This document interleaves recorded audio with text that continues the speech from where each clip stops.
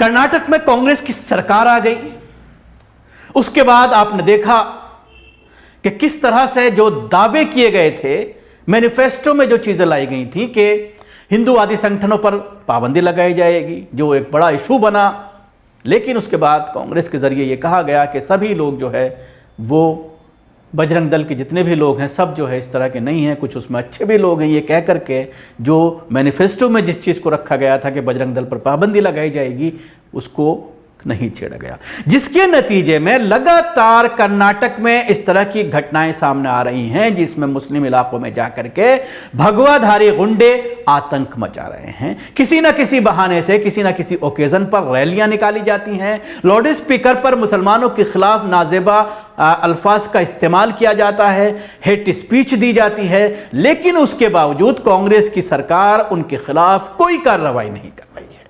कल जिस तरह से राम मंदिर का प्राण प्रतिष्ठान था प्रधानमंत्री मोदी के जरिए, उसको लेकर जिस तरह से मोदी के जरिए और भारतीय जनता पार्टी, हिंदूवादी संगठन जितने भी हैं, आरएसएस, इनके जरिए एक बड़ी योजना बनाई गई और यह कहा गया कि अपने अपने इलाकों में लेकर एक बड़ी रैली निकाली जाए, जिसको राम यात्रा के नाम दिया गया। और उसके बाद हजारों की संख्या में आतंकी जो है वो सड़कों पर उतरे, भगवाधारी सड़कों पर उतरे, मुस्लिम इलाकों में जानबूझ करके जाकर के वहां पर हंगामा करने की कोशिश की। ऐसा ही एक मामला सामने आया कर्नाटक के शिमोगा का, जहां पर एक अकेली मुस्लिम लड़की बुर्कापोश एक खातून को इन हिंदूवादी संगठन के गुंडों ने घेर लिया और उसको परेशान करते हुए जय श्री राम का नारा लगाया गया। मुस्लिम महिला ने भी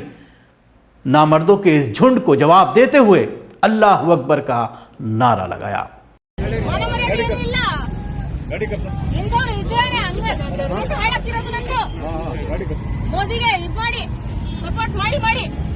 ದುಡ್ಡು ತಿನ್ನಕ್ಕೆ ದುಡ್ಡಿಗೋಸ್ಕರ ಸಾಯ್ತಾನೆ, ನಿಮ್ಮೆಲ್ಲ ನಿಮಗೆ ಗೊತ್ತಾಗುತ್ತೆ. ಆಮೇಲೆ ಪರಿಸ್ಥಿತಿ ಅಷ್ಟೇ, ಅಷ್ಟು ಮಾಡಿದಾನೆ ಅವನು, ಅಷ್ಟು ಮೋಸ ಮಾಡಿದಾನೆ, ಆದ್ರೂ ನಿಮ್ಗೆ ಗೊತ್ತಿಲ್ಲ ಮೋದಿ ಅಂತವನು ಅಂತ ಅನುಷ್ಠಾನ ಇಲ್ಲ ನಿಮ್ಗೆ. ಇಲ್ಲ ಏ ಅಲ್ಲಾಹು ಅಕ್ಬರ್,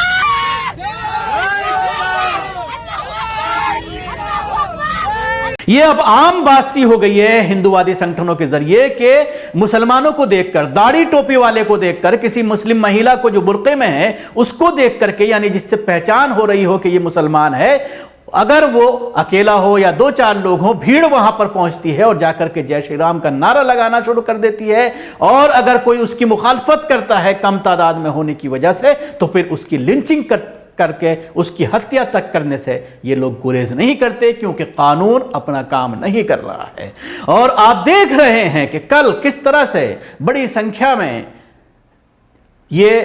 सरकारी ऑफिसेज के साथ साथ थानों में थानेदारों ने, बड़ी बड़ी कोर्ट के जजेस और वकीलों ने किस तरह से भगवा गमछा डाल करके इस इवेंट को लाइव देखा, मिठाइयाँ बांटी, नारे लगाए गए। तो आप फिर अंदाज़ा लगाइए, ये तमाम जो जिनके हाथों में कानून है, जब वो खुद ही इस तरह की हरकतें करने लगे, जिनको कानून को लागू करना है, कानून का राज करना है, वो ही जब इस तरह की हरकतें करें तो फिर इंसाफ कहाँ मिलेगा।